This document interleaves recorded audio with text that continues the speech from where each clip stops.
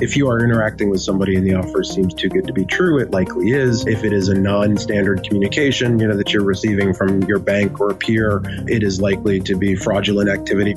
Hello, everyone, and welcome to the CyberWire's Hacking Humans podcast. This is the show where each week we look behind the social engineering scams, phishing schemes, and criminal exploits that are making headlines and taking a heavy toll on organizations around the world.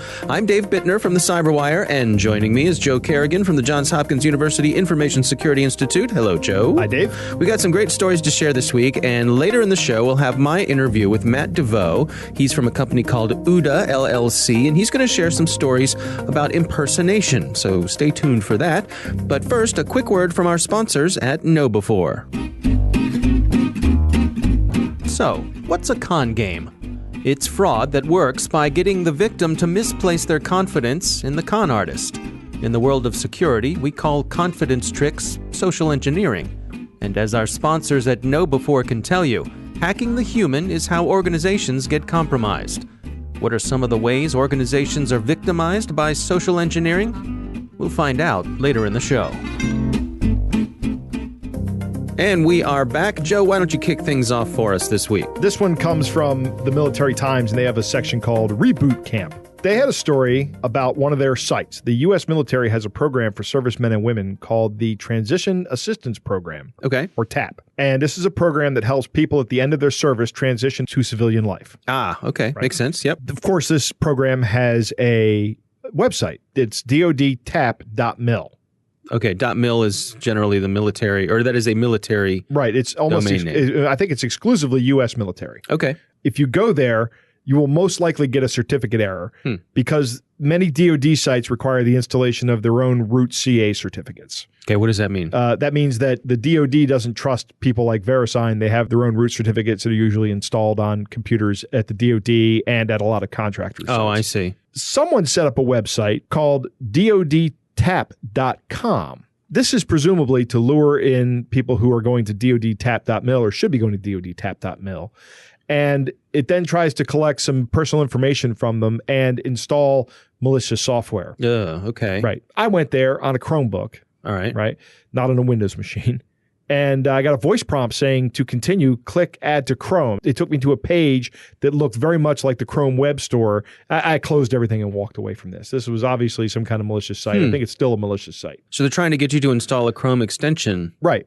Yeah. And God only knows what that does. But the root of the problem here is the social engineering technique that they're registering domains that look similar to other domains. Right. And it all hinges on this thing called a top-level domain, or a TLD. Okay. And you all have seen TLDs. We've all seen them. But without getting technical, it's the last part of a domain name. Right. And your computer reads these domain names backwards. So if I type in www.google.com and my computer doesn't know where to find it, the first thing it does is it knows where the .com directory is, and it goes to the .com directory and it says, where's Google? The .com directory says Google's here, and then it goes to Google and says, where's www?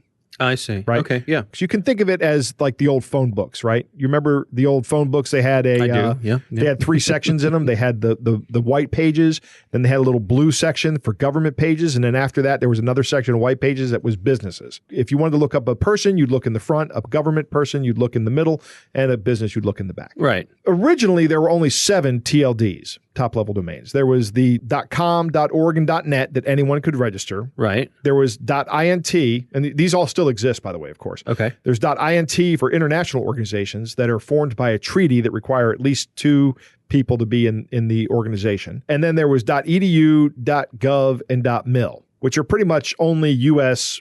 educational, government, and military organizations. Okay. Then we started getting these country-level TLDs. These are all the 2-level TLDs that we see. So like if you go to a page in the UK, it'll usually end in .uk. Right. And a lot of times governments will maintain their own directory services and such so that they can allocate their own domain space within that. So a lot of times you'll see like .com.uk, which is not a .com address, it's a .uk address. So your computer goes out to the .uk server, says, where can I find .com? and it goes to a different .com server that's different from the one when you enter something like google.com. I can't imagine how any of this could be confusing, Exactly. Joe. That's kind of the point. Because this is so confusing and convoluted, it starts to be a great point for social engineering attacks. Yeah. Okay. Right? There are now 1,500 top-level domains that we can all use. And let's say, for example, I wanted to spoof a military website. You know the first thing I would do? Go on. I would register a domain using Mali's address, right? Oh. Their top-level domain is .ml, which looks very similar to .mil, and anybody can register a domain name there. Some countries have actually monetized this, like Tuvalu sells all of their top-level domains because they end in .tv, and that's easy to remember. Right. Oh, right. So they actually have a company that they work with, VeriSign, where they've set up this thing, and they own 20% of the company, and they get 20% of the revenue. Right. Some companies like Tanzania and Africa don't do that. You have to have a presence in Tanzania to get a .tz address. But see. Mali will sell it to you. Mm-hmm. So if I was going to attack a military address, I would go out and register a .ml address.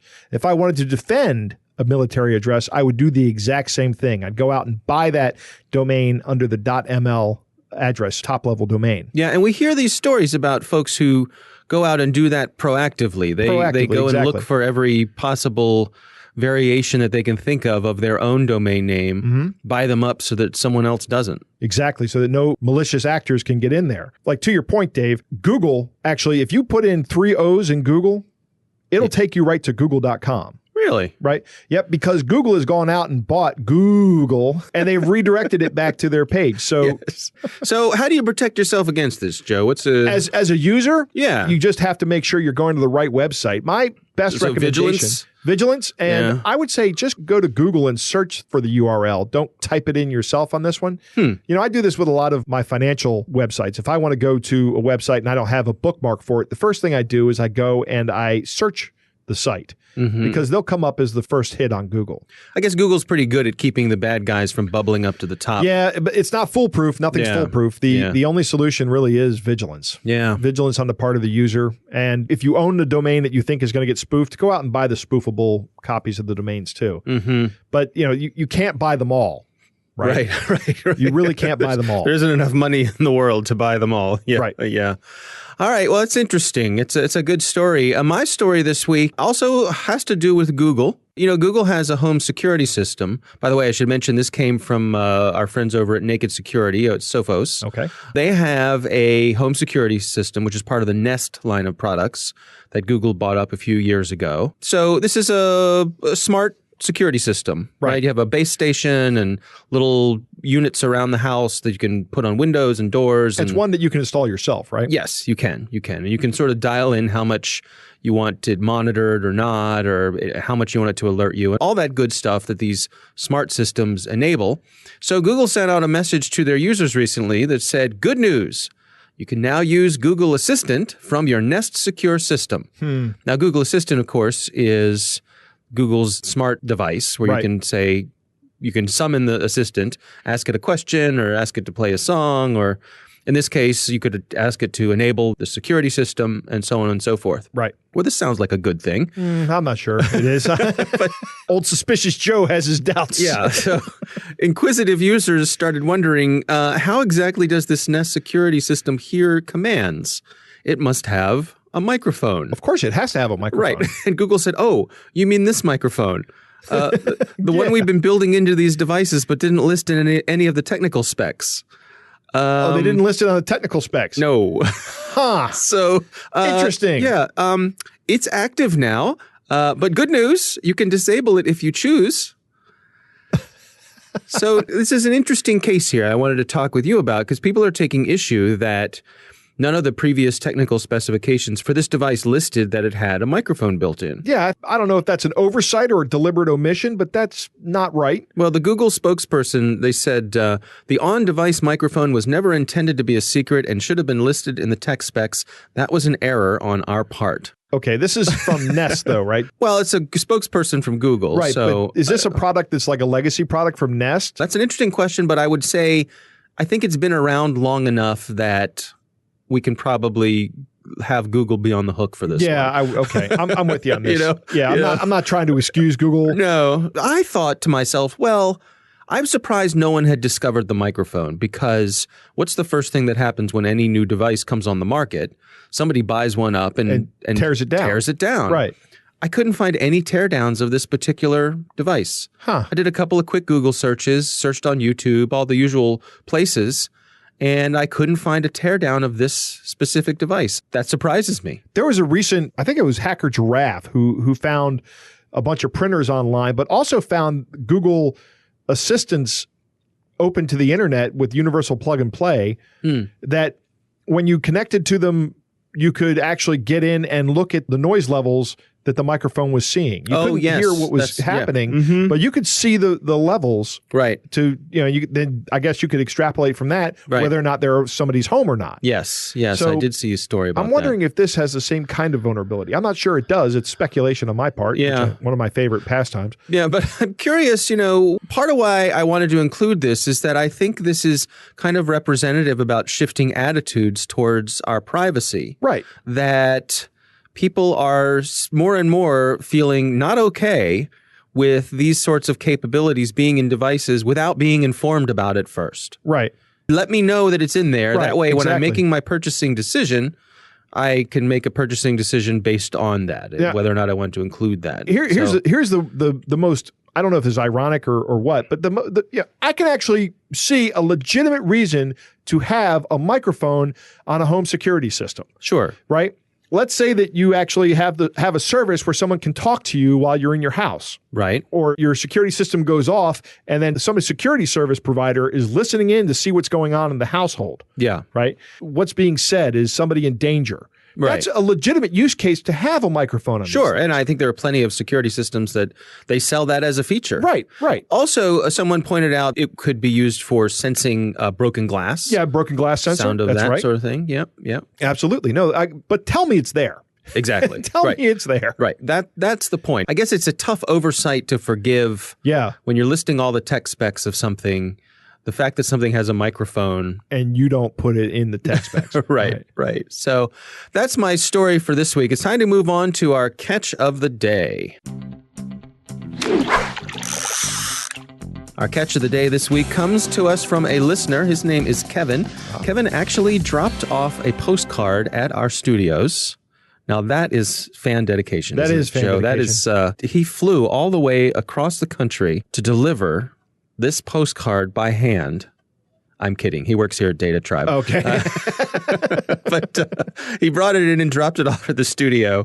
And this is a postcard, and it says FWT reference number, and it has a handwritten reference number on it. And it says, "Our attempts to reach you have been unsuccessful. Please call us at this number anytime, day or night, to reschedule your delivery with our automated request system. FWT cannot accept calls from spouses, roommates, or any person other than the name that appears on this notification." And on the side, it says missed delivery notification. There is the most clip art looking bit of clip art that looks like a paper airplane, which I suppose is some sort of delivery thing. Here, let me hand this to you. You can take a look. Let me look at this here. So I went and looked this up on Google, and sure enough, it's a scam. It's got a handwritten number on it, too. It does. Yep. It's a scam. This is an attempt to get you to call them. So let's think this through. If someone comes to your house and they miss a delivery, they're then going to leave, address a postcard, and mail it to you. Right. No, they're going to leave a Post-it note on my door. Right, exactly. So evidently this is a common scam that people are sending out these postcards and they're trying to get a live one on the phone. You call them and then off they go with you. Should we call this number? Well, if we weren't in Maryland, we would. Okay, yeah, that's right. But we can't. It's not illegal here. But what's interesting to me is that there is expense that goes with this, right? They paid for a postcard to have that mailed. Postcard to get printed up. They paid for a stamp. Yeah. They hand wrote an address. Right. It must be worth the return that they're getting off of this. But if you go and look this up, there are lots of scams that follow this pattern of being sent a postcard that says you missed a delivery, and that's how they get you to call them back.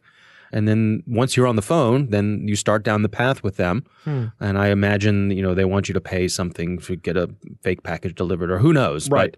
But, well, I mean, if you call this number and then you enter this code, this reference number, right? I can imagine that happening first. I don't know what happens when you call this, but they immediately now have your telephone number as well as your address. Right. And so, like we've said before, some of this could just be a filtering process. Right. They're looking for folks who are susceptible to these sorts of things. Right. And we got a live one on the phone. Away we go. And who knows what they're going to hit you with next. I really want to call this number. I know you do. Well, you can tell you what. You call it, and we'll follow up next week, and you can tell us what happened, or you can describe it. I wish I knew where there was a payphone. Just borrow your wife's phone. No. Can I borrow your phone, Dave? No, you may not. No, you may not. All right. Well, thanks very much to Kevin for dropping off this postcard for us. That is our catch of the day. Coming up next, we've got my interview with Matt Devost. He's from OODA LLC, and he's going to share some stories of impersonation, among other things. So stick around for that. But first, another message from our friends at KnowBe4. And now we return to our sponsor's question about forms of social engineering. KnowBe4 will tell you that where there's human contact, there can be con games. It's important to build the kind of security culture in which your employees are enabled to make smart security decisions. To do that, they need to recognize phishing emails, of course, but they also need to understand that they can be hooked by voice calls. This is known as vishing, or by SMS texts, which people call smishing. See how your security culture stacks up against KnowBe4's free test. Get it at knowbe4.com/phish test. That's knowbe4.com/phish test. And we are back. Joe, recently I had the pleasure of speaking with Matt Devost. He is the head of a company called OODA LLC. He joins us to share some stories about impersonation and some other things that they do there at OODA. Here's my conversation with Matt Devost. I've seen multiple types of impersonation take place, usually against high net worth individuals or folks that have some sort of celebrity status or influence, and it takes multiple different forms. The first is where they might set up some sort of presence or impersonation via an email address that is not affiliated with the individual. And in that instance, they're obviously trying to establish relationships, push a particular agenda. There's some kind of detailed examples I can give surrounding that as well. But it doesn't involve the compromise of any personal information. And the individual target does not know that this is happening unless they're monitoring for it or somebody alerts it. Another type of impersonation is one that actually involves a direct compromise, typically of the email account for the individual that's being targeted, in which case they will study the habits of that person. They will study the manner in which they engage in business. I've seen it multiple times in which it was used for engaging in fraud, and it was fraud around investment in international companies. So they might break into the email inbox for a person who is a high net worth individual. They see what types of companies are they making investments in, who do they tell on their staff or in their family office to send the money in order to make those investments. And then using that person's legitimate email address, they generate a fraudulent request to that individual. They say, hey, I'm investing in this company overseas. I need you to wire money to XYZ. Here's the bank account information and the transaction processes. And they continue to do that for as long as they can until they get detected. In the cases that I've worked, the individuals actually spend months studying the target, because what they want to do is develop a plan that has the highest probability of success. I've also seen them map it to the travel patterns of the person that they're impersonating. So if they know that they're getting ready to go on an international flight, or there might be some sort of anomalies in the way that they communicate or time zones, etc., they'll take advantage of that access to that person's schedule to try and time it in such a way as that it might not be detected. I have also seen these attacks be persistent for months at a time before they were detected. Now, how does it happen that someone could be hanging out in my inbox and using it for these sorts of things and I won't know about it? Yeah, it's typically they're reading email, right? So they're studying habits and patterns, and then they are generating a message, from your inbox the same way that you might via the web interface.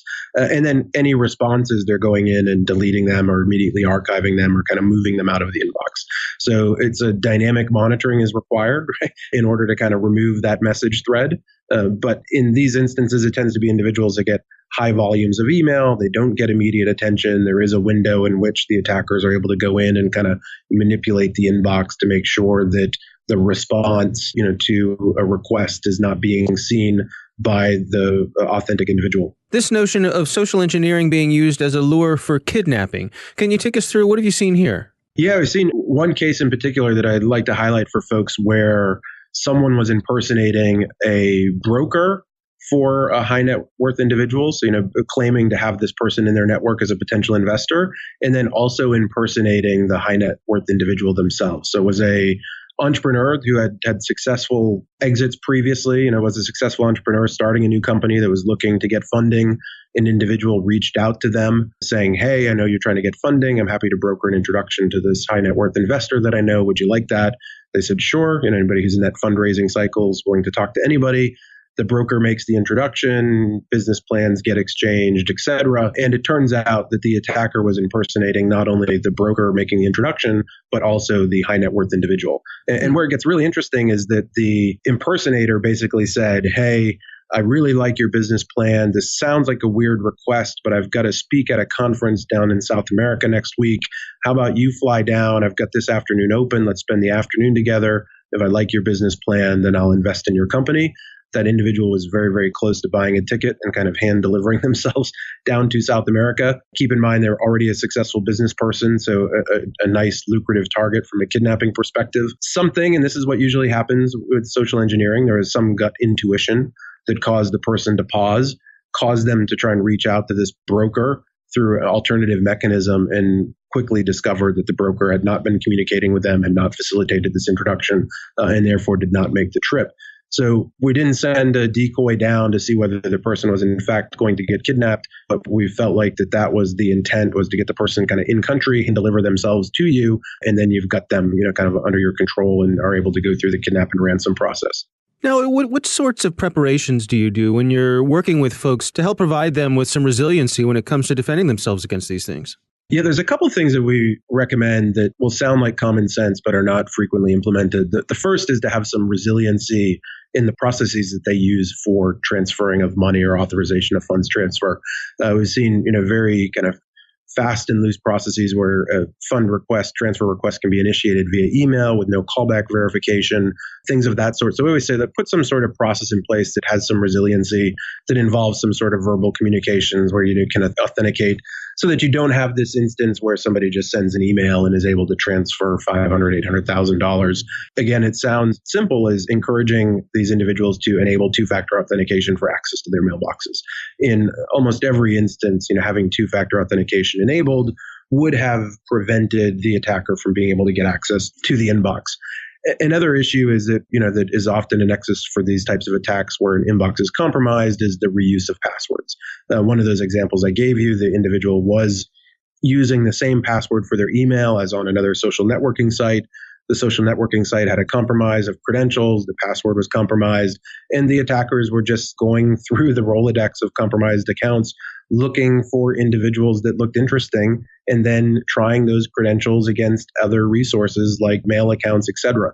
And in this instance, it was the same password on both accounts, and thus they got that unfettered access into the person's inbox.